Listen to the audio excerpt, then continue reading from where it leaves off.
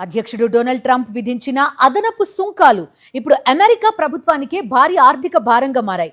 Supreme court ఆ టారిఫ్లను చట్టవిరుద్ధమని తేల్చడంతో ఇప్పటికే $100 billion పైగా దిగుమతిదారులకు రిఫండ్ చేసినట్టు ప్రభుత్వం కోర్టుకు తెలిపింది. అమెరికా చరిత్రలోనే ఇది అతిపెద్ద టారిఫ్ రిఫండ్ గా నిలుస్తోంది.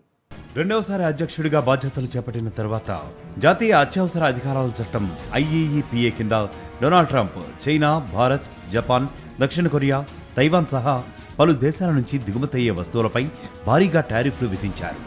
ఈ సుంకాల ద్వారా అమెరికా ప్రభుత్వం సుమారు $166 బిలియన్ ఆదాయాన్ని సమీకరించింది. అధిక దిగుమతి సుంకాల విధింపుల వల్ల అప్పట్లో ప్రతిరోజు 4,538 కోట్ల చొప్పున అగ్రదేశపు ఖజానాకు వచ్చి చేరాయి. అయితే ఈ టారిఫ్లు విధించే అధికారం అధ్యక్షుడికి లేదని అమెరికా సుప్రీంకోర్టు ఈ ఏడాది ఫిబ్రవరిలో స్పష్టం చేసింది.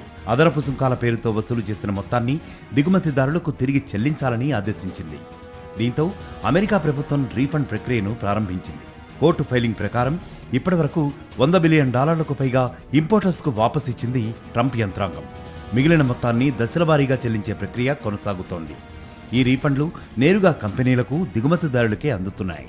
సుప్రీంకోర్టు తీర్పుతో చైనా, భారత్, జపాన్, దక్షిణ కొరియా, తైవాన్ వంటి ప్రధాన ఆసియా దేశాల నుంచి అమెరికాకు ఎగుమతులు చేసే కంపెనీలకు భారీ ఊరట లభించింది. అయితే సెక్షన్ 301 కింద భారత్ సహా 60 దేశాలపై కొత్త టారిఫ్లు తీసుకురావడానికి ట్రంప్ ప్రభుత్వం ప్రయత్నిస్తూ ఉండగా 25 డెమోక్రాట్ పాలిత రాష్ట్రాలు న్యాయ పోరాటానికి దిగాయి.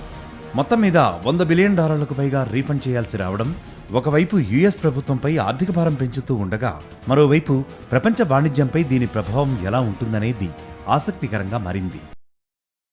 మరిన్ని అప్డేట్స్ కోసం ఛానల్ను సబ్స్క్రైబ్ చేయండి. నోటిఫికేషన్స్ కోసం బెల్ ఐకాన్ పై క్లిక్ చేయండి.